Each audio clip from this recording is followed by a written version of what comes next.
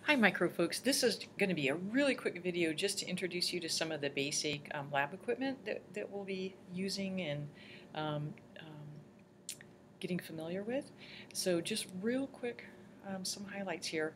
So with regard to some of the common pieces of lab equipment, in the microbiology lab we're always moving microbes from one place to another. Often it's to make sure they get a new home or there's plenty of food and there's no metabolic toxic waste products around. And when we do these transfers, we want to use what's called aseptic or sterile technique, which are techniques we use to prevent the introduction of unwanted environmental microbes. So we're going to see in the course that microbes are everywhere. You guys, my skin's covered with them, the air is filled with them, every surface is filled with them. And so when we transfer a specific microbe, we don't want to introduce those unwanted environmental microbes. So we use sterile or aseptic techniques, and that's probably going to be one of the most important things that you're going to learn in lab.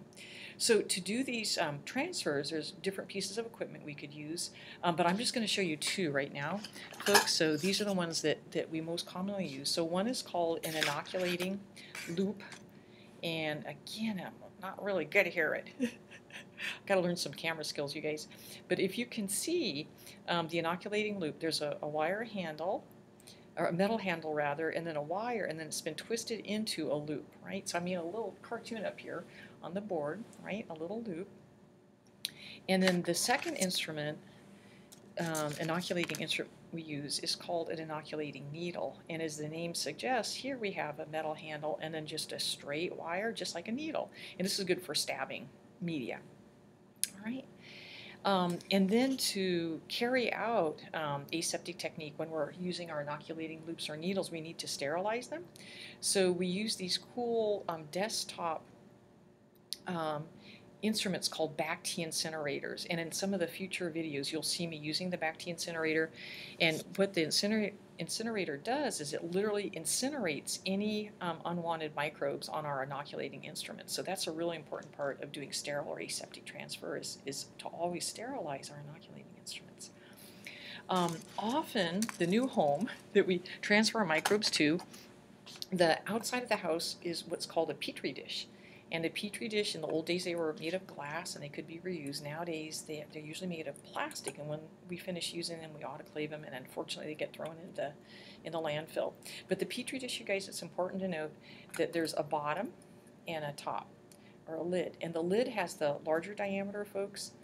The bottom has a smaller diameter, and it's into these Petri dishes that very commonly we're going to pour sterile agar, which we'll talk about in just a bit. When we do our staining, because we often use stains, differential stains to, for example, gram stains, we'll be making smears, and the smear is done using a glass microscope slide. So you'll be seeing videos of these folks. And then often when we're making what we call live mounts, instead of killing the microbes, we want to keep them alive. So if we have our microbes growing in some kind of liquid, or maybe we have like a pond water sample, we could put a drop on our slide and then simply put a glass microscope slide on top of it, and then we can examine it under the microscope, right? So the glass cover slip and glass slide. And then, folks, if we move over here to the medium, so we're going to be talking a lot about medium. Medium is just food for the microbes, right? Just like we need food, the microbes need food if they're gonna grow. So we can describe media in two different forms: a liquid media, which we call broth. Think of it as like chicken broth or vegetable broth. And this broth, what we do is we'll put it into glass tubes, and then we'll autoclave it to make sure it's sterile. So this is a tube full with sterile broth here, right? And one thing, folks, we always want to remember, like when we are doing these transfers, we always want to put the label describing the microbe on the part of the container in which they're actually growing. So you can see here in this broth, if we were going to transfer, it says E. coli here. We want to make sure the label goes on the glass body and not on the lids, okay? And then another type of medium, folks, is a solid medium, and the most common solidifying agent that we use in microbiology is called agar. It's an extract of seaweed. And the reason it's such a great solidifying agent is that very few microbes have the digestive or hydrolytic enzymes to break it down, so they can't eat it and liquefy it. And furthermore, it will remain solid on a hot Sacramento day, which is really important. Now we can pour, after we sterilize our agar and it's still really hot and in a liquid form, we can pour it into different containers. So for example, we could pour it into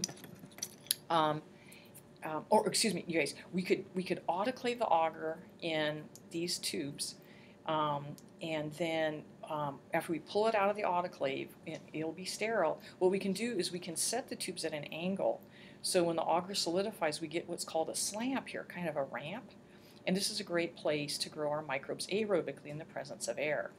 Or we might instead, you guys, when we pull our agar tubes out of the autoclave while they're still hot and liquid, we might let them solidify upright, and this creates this great big, what we call an agar deep, right? And this is really good for example, trying to test to see if our microbes can grow anaerobically without air in the butt. We can use these for motility tests as well. Okay. And another really common place, folks, that we pour our agar when it's hot just right out of the autoclave is we'll pour them into sterile Petri dishes, right? And then let them solidify. And then we have an agar plate, right? So the agar always goes in the bottom of the plate. And this is a great place to grow our microbes aerobically, right? So we can transfer the microbes to the surface of the agar where they can grow aerobically. And I just grabbed a couple out of the refrigerator, guys. So here's a beautiful agar plate of penicillium, one of the fungi, one of the molds we'll be talking about. This is an old street plate, and I know it's kind of hard to see here, you guys, but there's all these little dots here. Those are all little microbial colonies growing. Okay, so you guys, so that's it, just really quick. Just wanted to go over, introduce you to some of the equipment and the media. Probably doing it in little chunks is going to be easier, because otherwise it's going to get really overwhelming. Okay, folks, so we'll see you in the next video. Take care.